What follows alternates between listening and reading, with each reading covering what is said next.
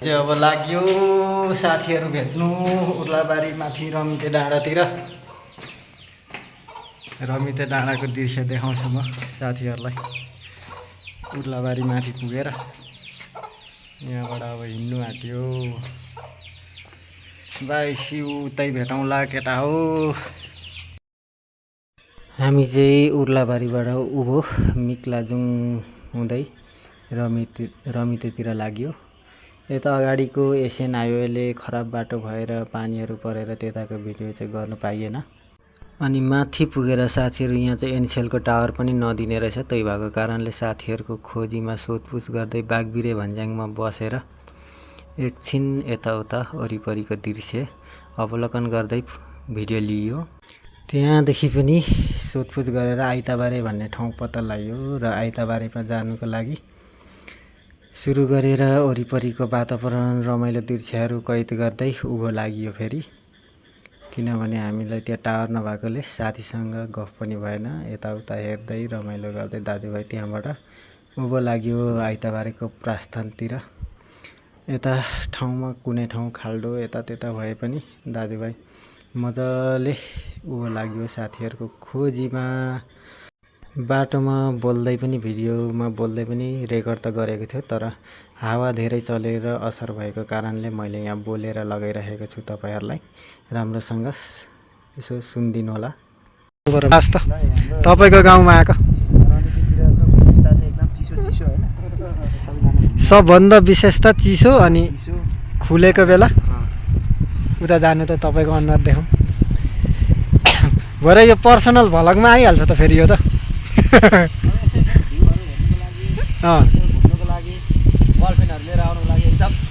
मार्छ भाउजूले सुन बिताउँछ है।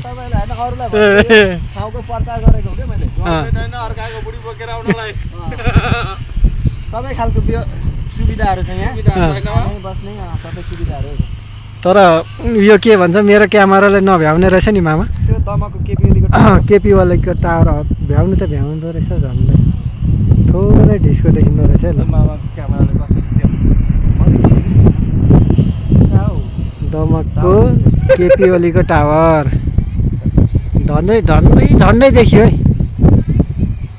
कस्तो दामी देखियो क्या ल साँच्चै। यो भेरे टारबाट त त्यही धरान तर भेरे टारबाट पनि धेरै राम्रो देखिन्छ देखिने चाहिँ। तर त्यहाँभन्दा चाहिँ यो उता हेर्दा हिमाल जस्तो देखिने चुलाचुलीहरू देखिँदो रहेछ। कस्तो दामी इलामको चुलाचुलीहरू थियो। अनि चुलाचुली देखिया छ त्यो हिमाल जस्तो देखिने चुलाचुली कस्तो देखिँदैन पात देखिँदैछ उयो देखिँदै छैन नि त। यहाँ देखियो फोटो त खिच्यौँ आफै।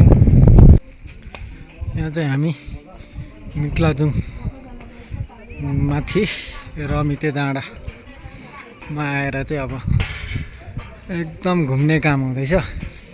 भाइहरू फोटो खिच्ने। झापा दमक चाहिँ बब्बाल देखिन्छ है। दमक उर्लाबारी के हो अरे सुरुङ्गा एकदम पर्यटकीय स्थल भनेर बुझ्नु पर्यो। यो चाहिँ मेरो फेरि प्राइभेट भ्लगमा आउँछ है मामा। घरिघरि डिलिट गरी पठाइहाल्छु कि खोइ के हराइहाल्छ र पो त।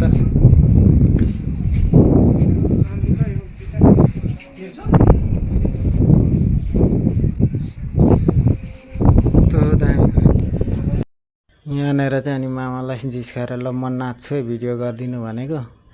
यस्तो हात फिजाएर घुम्दै थिएँ होइन।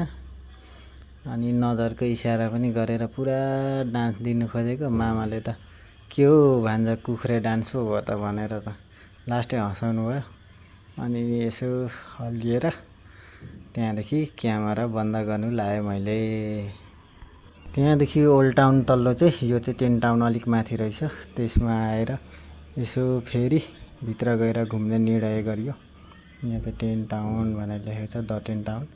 त्यसभित्र पसेर पनि त्यही रमणीय वातावरणहरू कैद गरियो, बसियो, एकछिन मनोरञ्जन गरियो, चिया खाइयो, त्यसपछि यताउता घुमेर हेरियो। मटका चिया पनि बन्द रहेछ है, मटका चिया। सुरज भाइ एउटा के यसको उदाहरण दिउँ त? उदाहरण चाहियो, उदाहरण चाहियो। मैले खाएको मिठो भएको छ, आउनु होला तपाईहरु। कुन ठाउँ पनि भन्नु पर्यो। त्यसपछि मिक्लाजुन गाउँपालिका रमिते डाँडा माथि आइताबारे भन्ने ठाउँमा यो मटका चिया बन्दो रहेछ। त्यसको टेस्ट पनि मजाले लियो, साह्रै मिठो। तपाईँहरू पनि आएर घुम्न आउँदा पिउनु होला। धन्यवाद।